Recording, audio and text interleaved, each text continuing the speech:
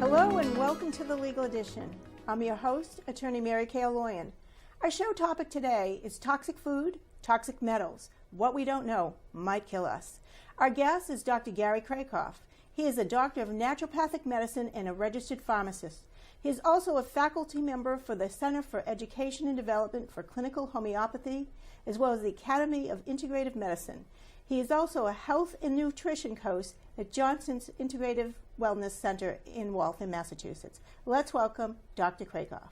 Hello, it's great to be here. Welcome, Gary. Dr. Kracoff, I should say. You can call me Gary.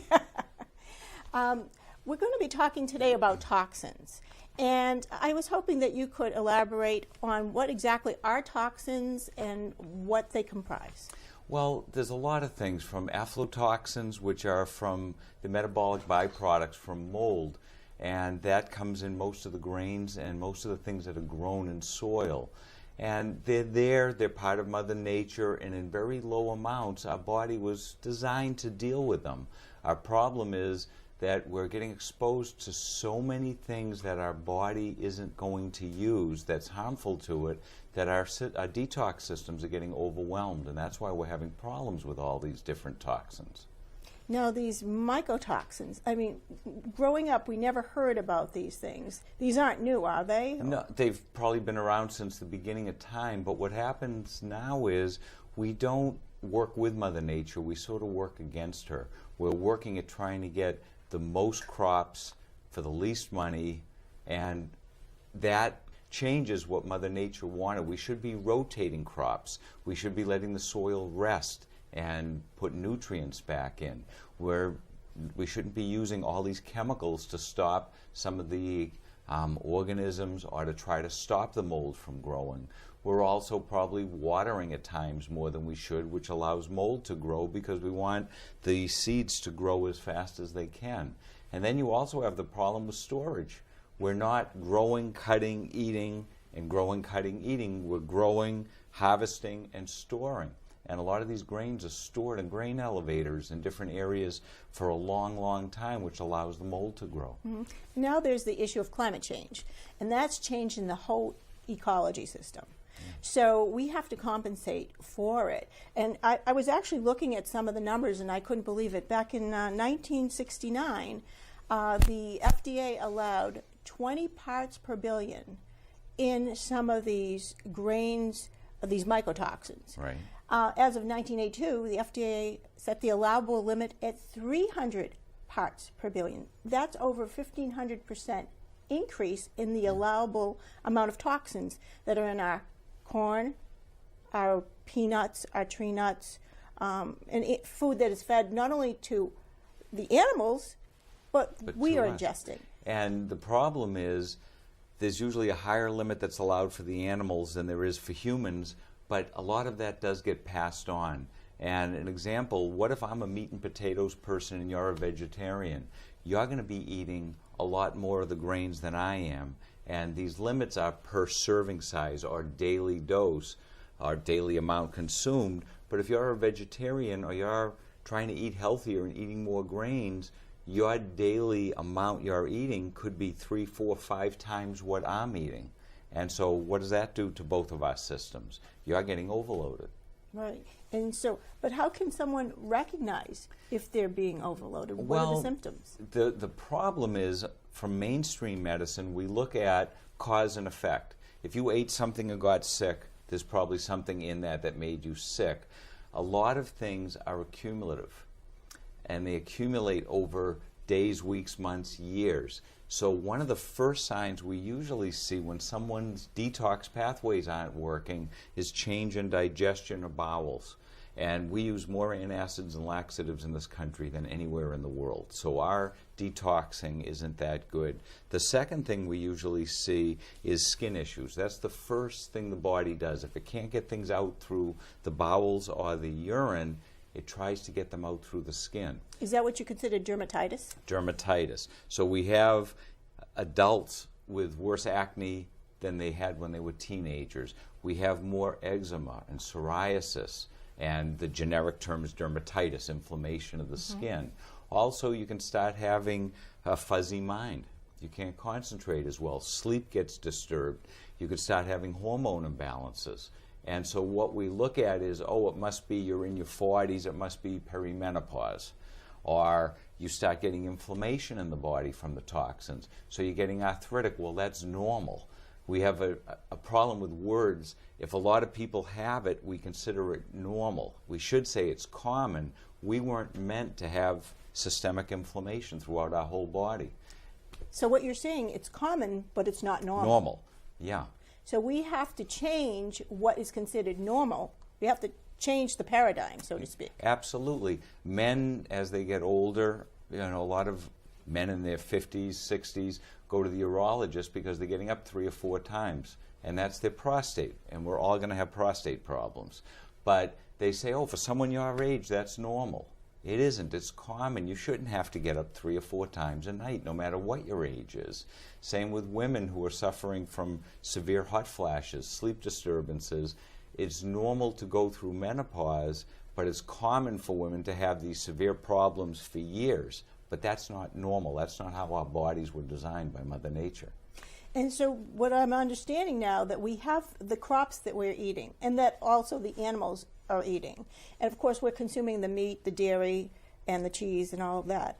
So we have this toxification of our food supply at square one, and it's wreaking havoc with our bodies, it sounds like, and we're not really addressing that as a society. Right. Add that to the herbicides, the GMOs, and all the other things.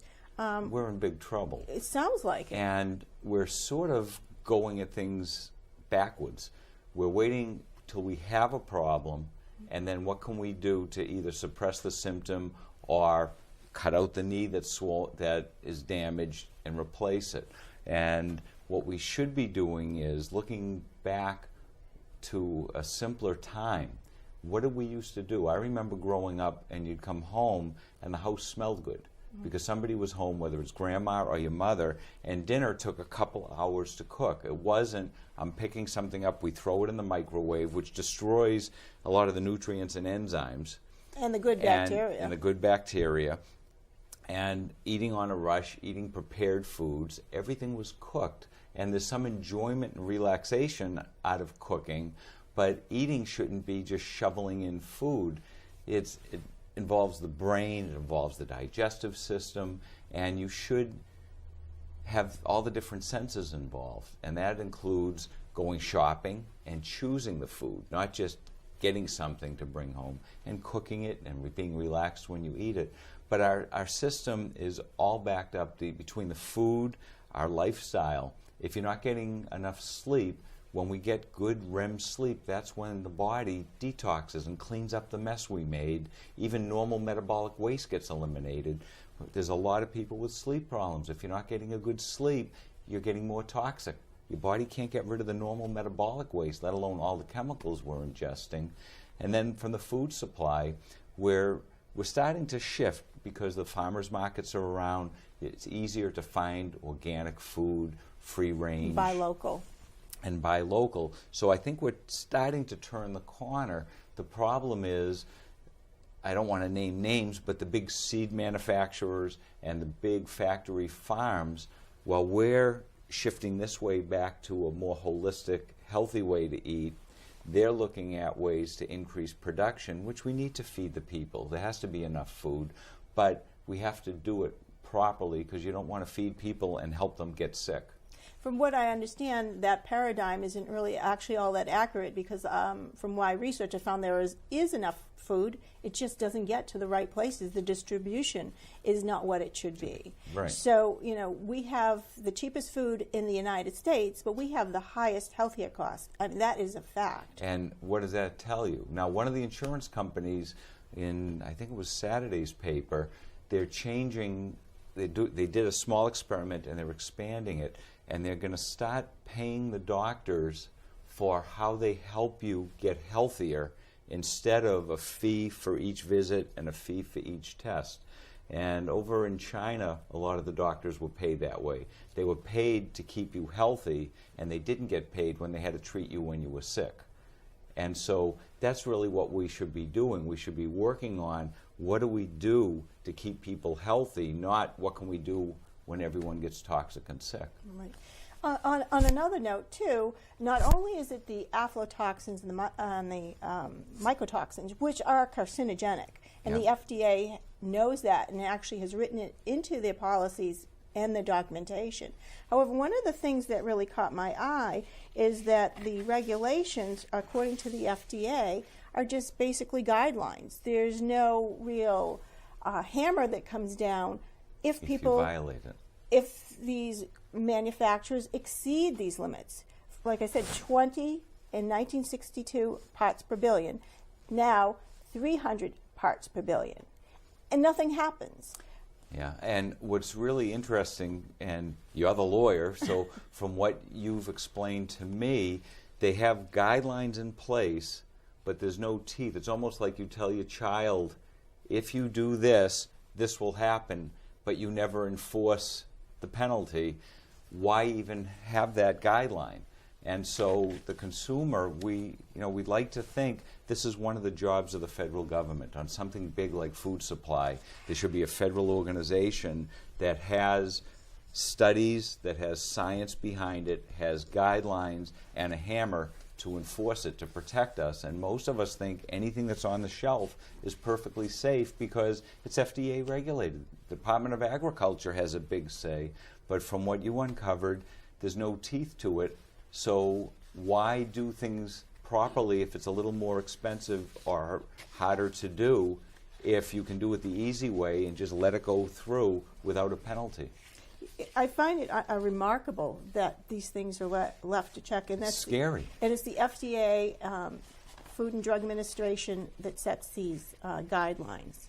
Yeah. So, on another issue with regards to toxic issues, toxic metals. We see that we've actually heard about it in vaccines, aluminum adjuvants. Did you want to elaborate on that? And it's not just the heavy metals in vaccines. There was one of your previous guests, Dr. Moskowitz. I remember back when I was in school, he was in Washington talking about thimerosal and metals in the vaccines given to infants. And he was laughed out of the Senate. They thought he was a nut. And then years later, they finally proved that, yes, that was a problem. So in the kids' vaccines, they pulled it out. It's still in flu shots, though. Yeah, but it's not pulled out of our vaccines. And that's very important. But this is something, and we could do a month on vaccines. Are they worth it? Are they not? Let's, for the sake of argument, say some of the vaccines are very helpful.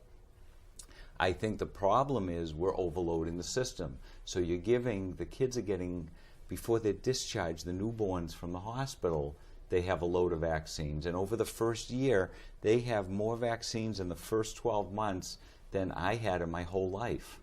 And it's a little bit, but a little bit in that small weight and many shots, and their liver isn't even up to And it's a one-size-fits-all. Fits all, right. All we do is we need to change it. Same with the pharmaceuticals. We were taking the adult dose, which is where the studies are done, and then just changing it by weight for kids. But the kids' body and the way they respond is totally different in a lot of areas. An antihistamine for you would probably make you very sleepy. Most kids take an antihistamine and they're up all night.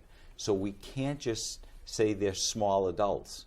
They're not. They're totally different than adults. And it has to do with liver metabolism. Yeah. And in how the body circulates. Now, another issue on the whole toxin side is most of the man-made toxins are fat-soluble.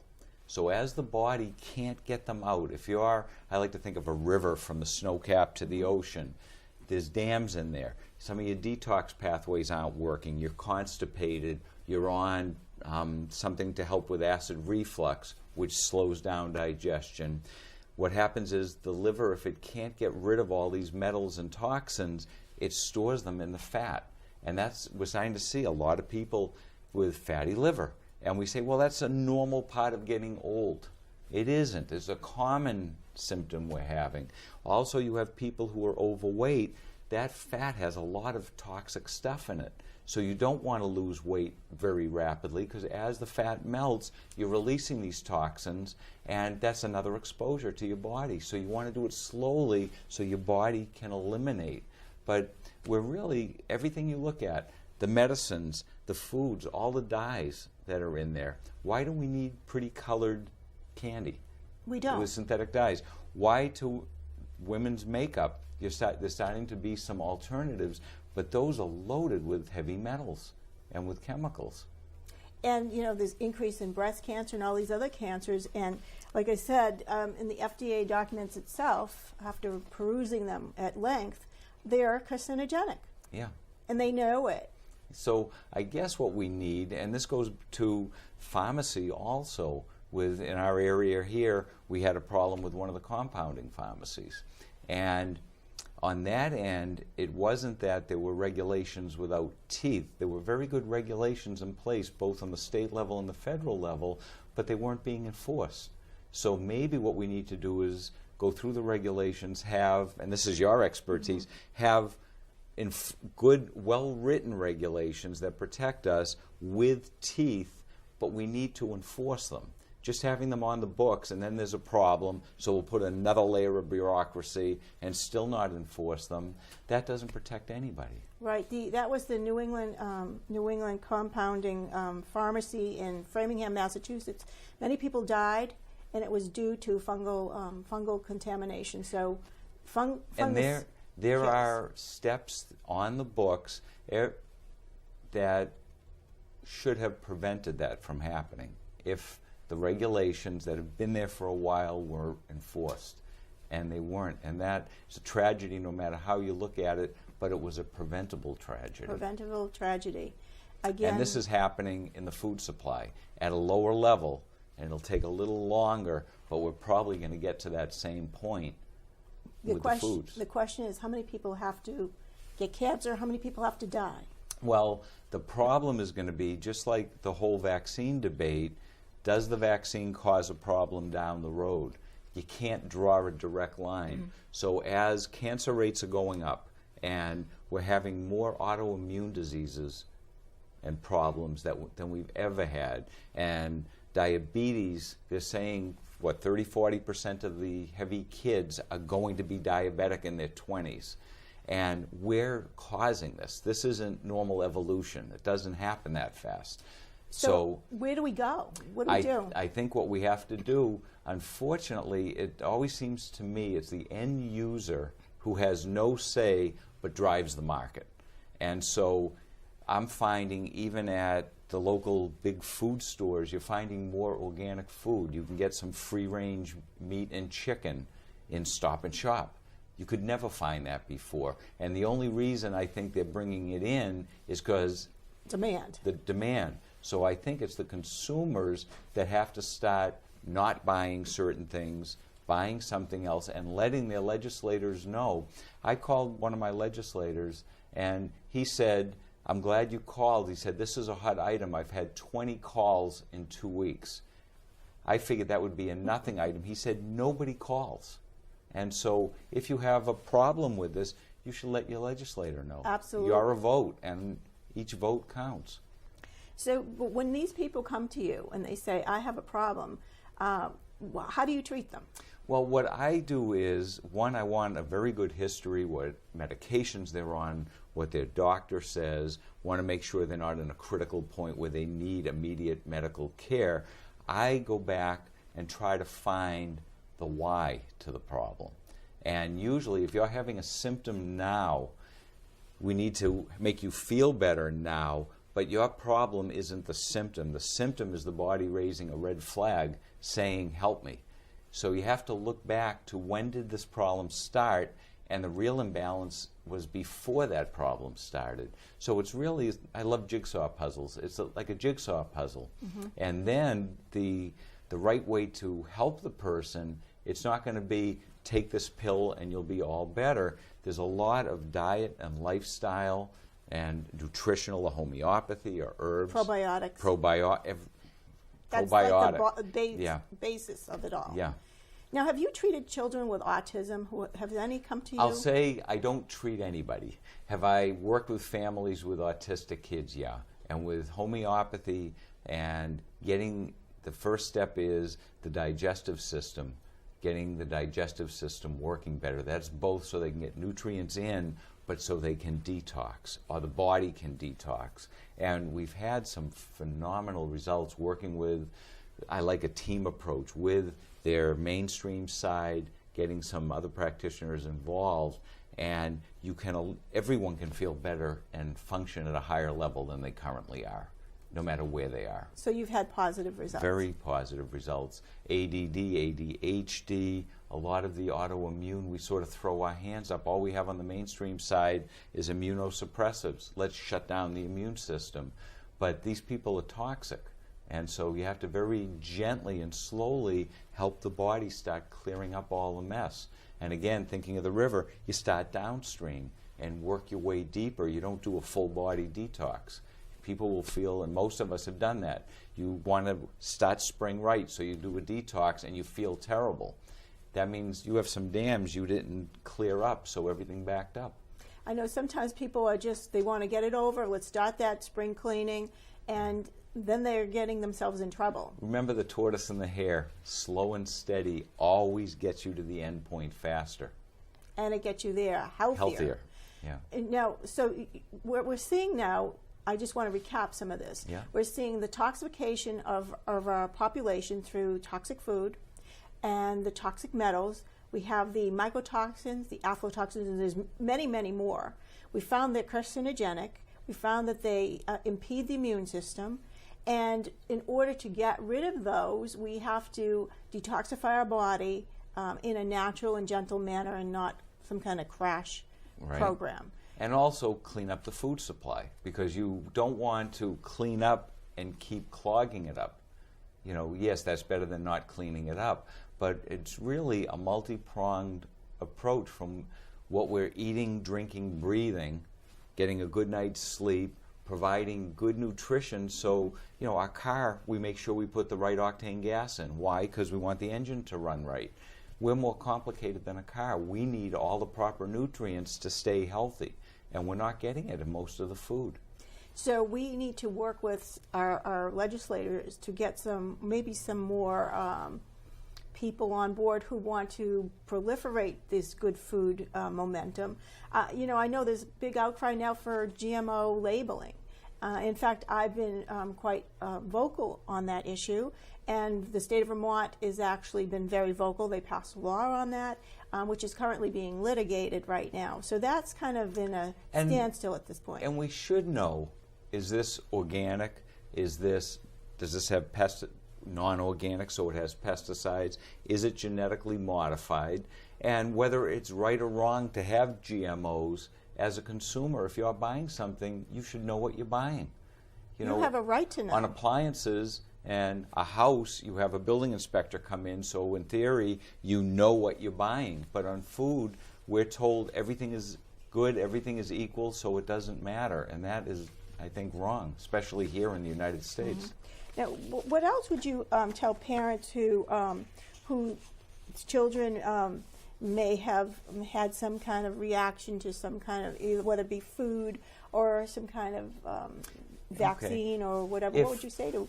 If you're having a reaction to food and not an anaphylactic reaction, you eat a peanut and you have to get rushed to the hospital, you can't breathe, but a skin reaction or a digestive reaction, or you see the behavior change, that means the body is absorbing that food wrong, and then the body is reacting to it.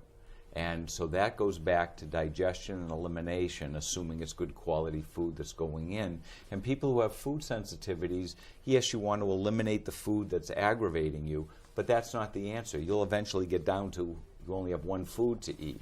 That's telling you that the gut is in sad shape. So you eliminate the aggravators, and then you get the machinery working the way nature intended. You help restore it, and most of the time you can rotate those foods back in.